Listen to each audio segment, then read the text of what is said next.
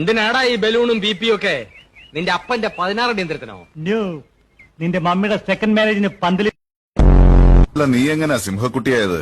നമ്മ കാട്ടിലേക്ക് പോവായിരുന്നോ അതോ സിംഹം നാട്ടിലേക്ക് വരുമായിരുന്നോ? കാട്ടിലേക്കായാലും നാട്ടിലേക്കായാലും ഉണ്ടായ സിംഹക്കുട്ടിയല്ലേ. അല്ല ഇവനെ പോലെ വീട്ടിലെ വളർത്തു പട്ടിക്കുണ്ടായതല്ലോ. നല്ല ബഹുമാനമുള്ള പയ്യനാ. എന്നാ നീ നിന്റെ അമ്മേനെ അവന് കെട്ടിച്ചു കൊടുക്കടാ, എന്നിട്ട് അച്ഛാന്ന് വിളിക്കൂ. വണ്ടി വിട.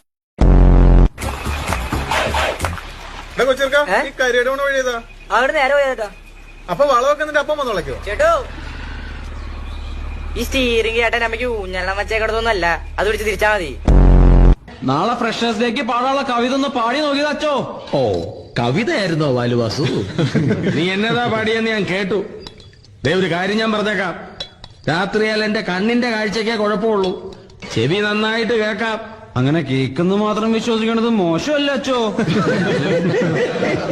മോനെ വാസു സദാശിവ, നിന്റെ അപ്പ സദാശിവനാണെന്ന് അമ്മ പറഞ്ഞുള്ള കേട്ടറിവല്ലേ ഉള്ളൂ, എന്നിട്ടും നീ അത് വിശ്വസിച്ചില്ല.